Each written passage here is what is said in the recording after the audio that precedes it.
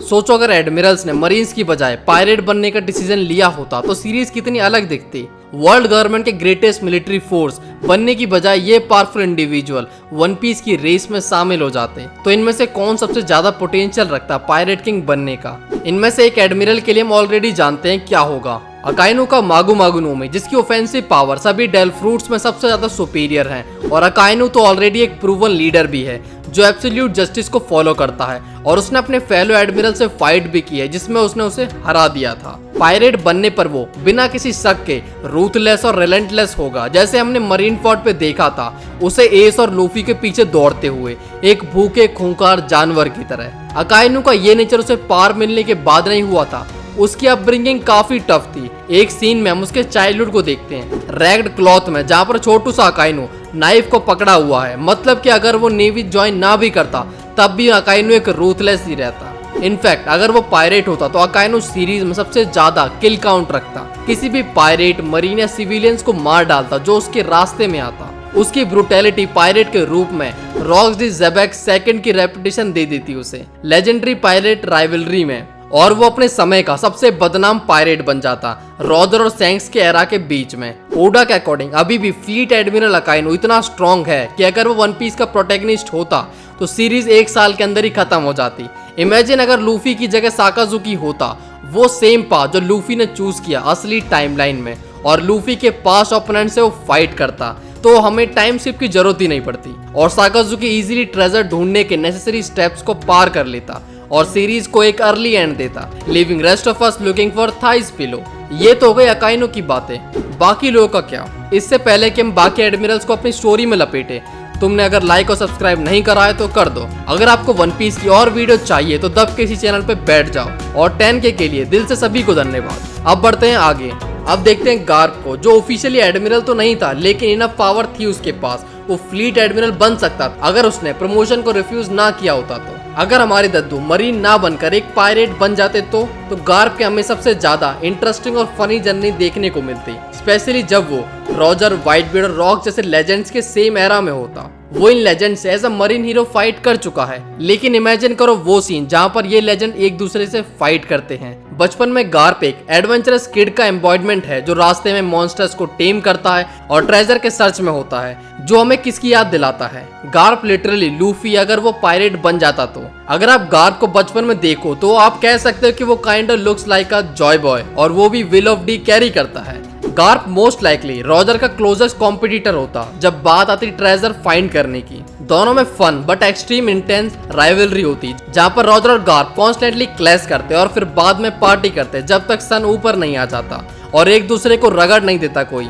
और क्लेम करते वर्ल्ड के सारे ट्रेजर को। उनका ओशन शेयर करना बाकी ग्रेट पायरेट के साथ, ऐसे ही जैसे हमने देखा है लूफी, किड और लॉ को। हम बस सोच सकते हैं कि ये एरा कितना सेक्सी होता जहाँ पर सारे बीस्ट एक स्पॉट के लिए लड़ रहे होते। उनकी कोई लायबिलिटी नहीं होती कुछ प्रोटेक्ट करने की, बस अपनी डिग्निटी और प्राइड के लिए वो लड़ रहे होते। यहाँ पर जहाँ पर हम गार्प, रॉजर और व्हाइटबीयर्ड को एक साथ लड़ते हुए देखते हैं गॉड वैली में, जहाँ पर रॉक्स के अगेंस्ट में ये दोनों फिर एक बार होते, बट एज अ पायरेट इस बार। लेकिन अगर गार्प एक पायरेट होता तो ये बड़ा सेटबैक होता मरीन्स के लिए। ये नहीं कि उन्होंने हिस्ट्री में सबसे ताकतवर मरीन को खो दिया होता, बल्कि गार्प एक पायरेट के रूप में बहुत से लोगों को इंस्पायर करता, कुछ वैसे ही जैसे रॉजर ने पहले किया था अपने कुछ शब्दों से, जैसे इसका ग्रैंड चाइल्ड लूफी अभी कर रहा है। गार्प इस लिस्ट में बिल्कुल प्रोटैगनिस्ट जैसा कैरेक्टर है, और नेवी का तो जैकपॉट ही लग गया कि गार्प ने मरीन बनने का फैसला किया, क्योंकि अगर गार्प पायरेट बनता तो वन पीस दुनिया शायद ही बिना मरीन्स के रह जाती, और गार्प सभी की हड्डियों को पीस के अपनी कैल्शियम की डाइट पूरी करता।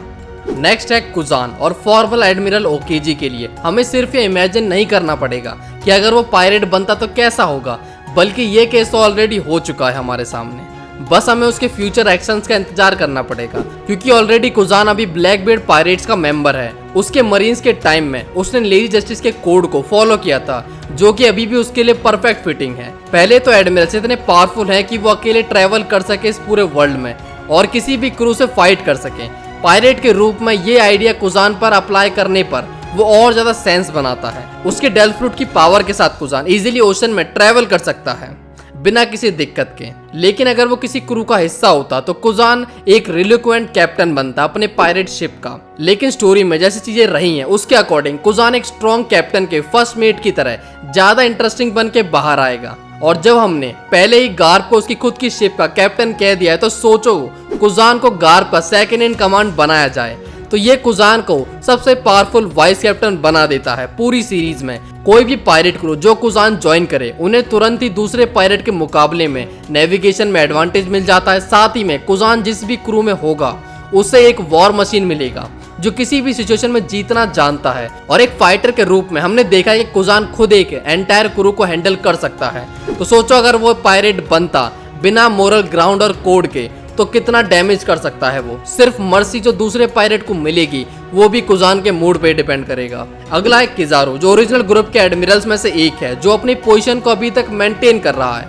और उसका काम और इजी गोइंग डेम्योर एक ट्रेड है जो उसे कुछ सबसे रिलायबल पायरेट में शेयर करता है। सीरियसली ये इंसान हमेशा काम रहता है। सीरीज में उसने जितने भी पायरेट के साथ डील किया है देख के लगता है कि वो सबसे ज्यादा प्रोमिनेंट एडमिरल है। उसने साबाओडी में मल्टीपल सुपरनोवा को आसानी से हरा दिया था और 500 से भी ज्यादा पायरेट को आइलैंड छोड़ने से पहले कैप्चर किया था। और अगर किजारू पायरेट बनता है तो उसका pirate crew most likely yakuza type का होगा जैसे कि एक strong version of Bege's mafia crew, leader of Futaba kindergarten group. Similar to Kuzan Kizaru के पास भी एक एडवांटेज होगा नेविगेशन में क्योंकि वो सुपर स्पीड से एक जगह से दूसरी जगह पर जा सकता है। उसके डेल फ्रूट का यूज देखकर लगता है कि वो एक आइलैंड से दूसरे आइलैंड पर इजीली जा सकता है और बीच में अगर कोई शिप पड़ती है तो उनको लपेट भी सकता है और शायद उन्हें मिटा भी सकता है। किजारू के स्ट्रॉन्ग कैरेक्टर होने के साथ साथ उसका दिमाग भी बहुत तेज है। उसके क्वांटम फिजिक्स में 100 में से 100 आए थे। किजारू बचपन में एक पढ़ा लिखा छोटा बच्चा दिखाया गया था हमें जो अपना टाइम नॉलेज गेन करने में बिताता है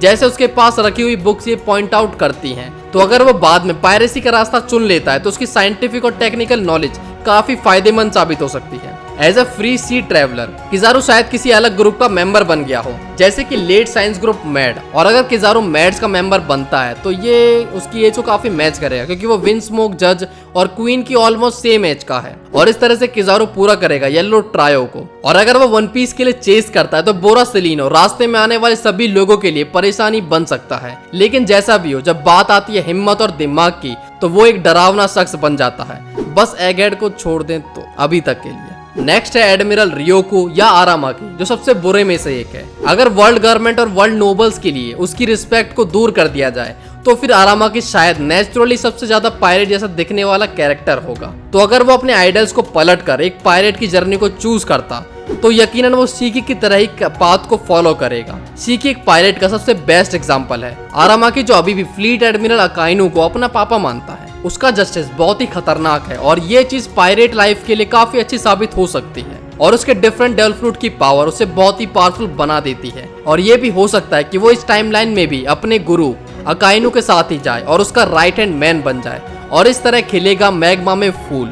आरामाकी एक परफेक्ट ब्लेंड है प्रॉफिट और लॉस का फैसला करने में। साथ ही में उसे ये भी पता होता है कि कब उसे हार मानना है और उसे कब कल्टी लेना है। जैसे कि उसने ऑर्डर के अगेंस्ट जाकर वानों में एंटर करने का फैसला किया था लेकिन फिर पीछे हटना पड़ा उसे शैंक्स की हाकी पड़ने पर। बाकी आरामाकी की पायरेट जर्नी अकाइनू के साथ हंसती खेलती चलती रहेगी क्योंकि उसे बस पूरे टाइम फाइट ही देखनी होगी। सुबह फाइट, लंच में फाइट और डिनर में भी फाइट होगी। अगला है सबका फेवरेट फूजितोरा जो ट्रू जस्टिस को फॉलो करता है और शायद सबसे आइडियल पर्सन है जो कि मरीन्स को रिप्रेजेंट करने का कर्तव्य निभा सकता है। एक सीधा अच्छा आदमी होने के कारण उसका आम सिटीजन की देखभाल और सम्मान करना सबसे अप्रोप्रिएट है। फूजितोरा के ये आइडियल्स इतना मुश्किल बना देते कि हम फूजितोरा को एक पायरेट के रूप में इमेजिन भी ना कर सकें। लेकिन अगर वो एक पायरेट होता तो वो ह्यूमनली जस्टिस को पायरेसी में इंट्रोड्यूस करता और वो अच्छे पायरेट में से एक होता। उसकी फियरसम रेपुटेशन होती क्योंकि वो इतना ताकतवर है। His strength come only from his compassion towards other.